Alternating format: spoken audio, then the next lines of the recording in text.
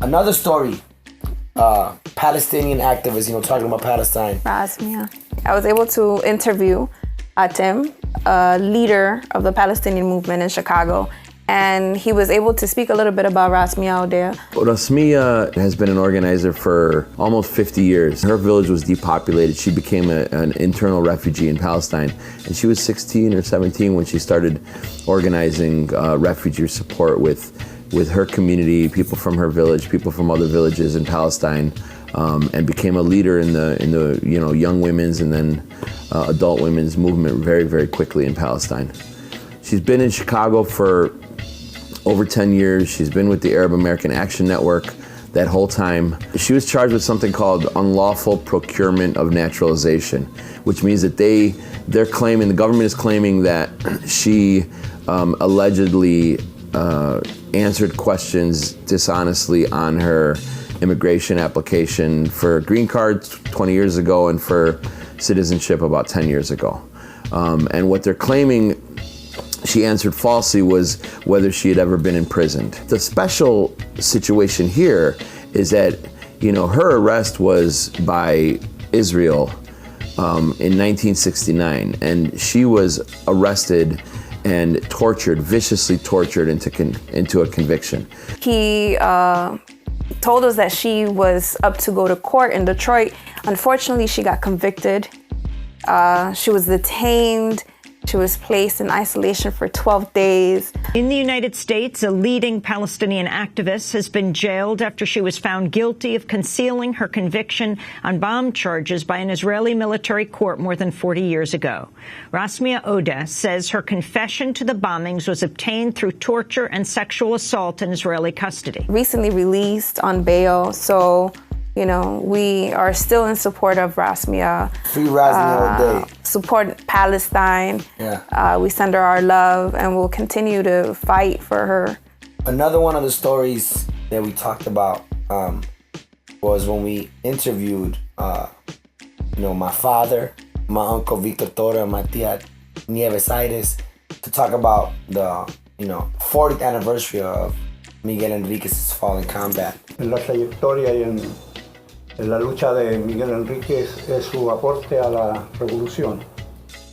Una de las grandes aportaciones en el Congreso de Fundación de Miguel Enríquez es que por primera vez en la historia en Chile se presentan unas tesis sobre la insurrección popular, sobre la lucha armada en Chile como alternativa a las viejas concepciones de la vía pacífica, que había sido la forma determinante en el desarrollo de la lucha política en Chile, por la vía de la cual muchos sectores se definían por esa concepción. It's actually an update on Victor Toro, but Victor Toro, as y'all may know, was, in a deportation proceeding for the last 7 years.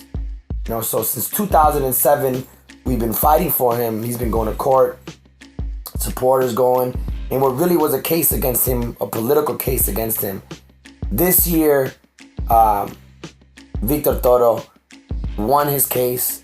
He didn't get asylum, but he was given, a stay. They took off, the stay for deportation. It means that it is effective as of today and you will not be removed to Chile. I've given you a copy of the order that summarizes that decision. So he is able to stay here legally. He has an identification, and he's able to be with his family, his granddaughter and family. So that's a victory. A big victory for Victor Toro, which to me was an amazing, just update, and then we could give on that and the joy that the community felt. What else reminded you of 2014 that we could look back on? Well, we had the historic visit of Nicolás Maduro. Yes. The president of Venezuela. Absolutely. To the South Bronx. Pero tampoco podemos aceptar que se nos ataque, se nos trate de rebajar, se nos desprecie. No podemos aceptarlo jamás. Porque sabemos que todo el ataque contra Venezuela es para tratar de impedir que el ejemplo de una revolución democrática, popular, profundamente popular, con una profunda identidad latinoamericana, con la bandera de Bolívar y el espíritu y el ejemplo de este gigante Hugo Chávez, tratan de impedir que esa revolución siga cabalgando el siglo XXI y siga consolidándose social económica, cultural, políticamente. And you know that Obama ain't never come to the South Bronx. No other president. Well, Chavez came. Hugo Chavez came. So the second Venezuelan, leader to come.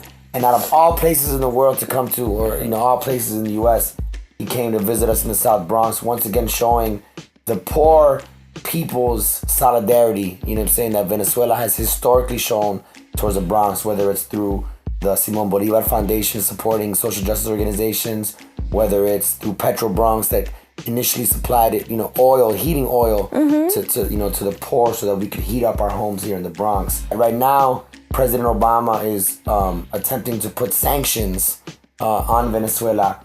Ironically and hypocritically, what's the reason they gave? For the protests, the students that have been protesting. According to Obama, there were human rights violations against the students, which is interesting when we look at Ferguson, right? And the militarization. Or even NYPD here. Yeah. Obama, you should auto-sancionarte. You should sanction yourself. Obama, sanction yourself. So speaking of Ferguson, we ended up doing 6 different episodes on Ferguson that ended up becoming the Mike Brown Rebellion, a short documentary.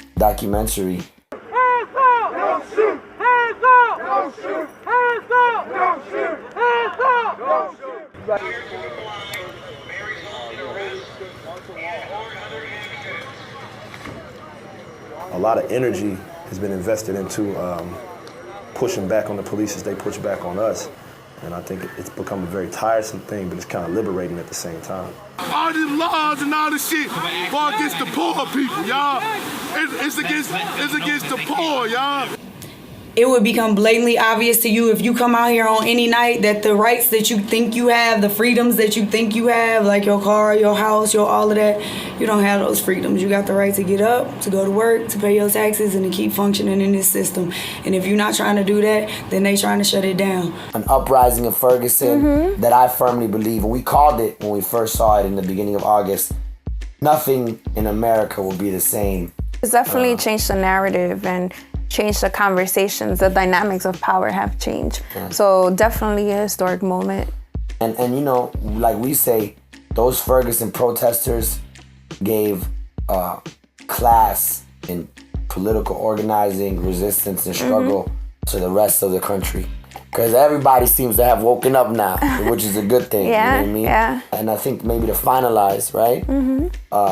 Here back in New York, we just came from a protest today. And we've been protesting for the last 11 days, it seems, Eric Garner. Yeah. You gonna respect me like I'm a human. You a human. You came from God, like we regular human. You came out your mother, I came out my mother, we human. I really don't care about your badge. It have to be the Justice Department take these cases and prosecute these cops. Unless that happens, nothing is going to change. This DA in Staten Island cannot be trusted to prosecute cops. They work closely with them. We've seen it in Sean Bell, Amadou Diallo, Ramali, Doris Men, Haywood, Chantel Kimani. Nothing happened. We need the federal government to take this case. Yeah, unfortunately, we didn't see any justice come to the Eric Garner case. The verdict was non-indictment for Pantaleo. Unfortunately, we don't see that happen because we have the prosecutors in cahoots with the police officers, and so we'll never see a prosecutor prosecute a cop. It's not gonna happen. It's not gonna happen. And that's what unfortunately has happened in the Eric Garner case. What is hopeful though is how New York was shut down by young people. Yeah. It was completely shut down. The Bridges. bridges were shut down, and it definitely is the energy that has come from Ferguson. And I think, again, Ferguson has changed the narrative, and I think New York is following that historic moment. It's becoming more of a movement than just a movement. And I Can't Breathe became, synonymous with struggle here in the U.S. You're seeing athletes, you know what I'm saying? You're seeing actors and celebrities. But more than the celebrities, we're seeing people in general taking a stance for justice. Because if there was ever, Obama nowadays is talking about cameras. That's been one of the solutions been brought up.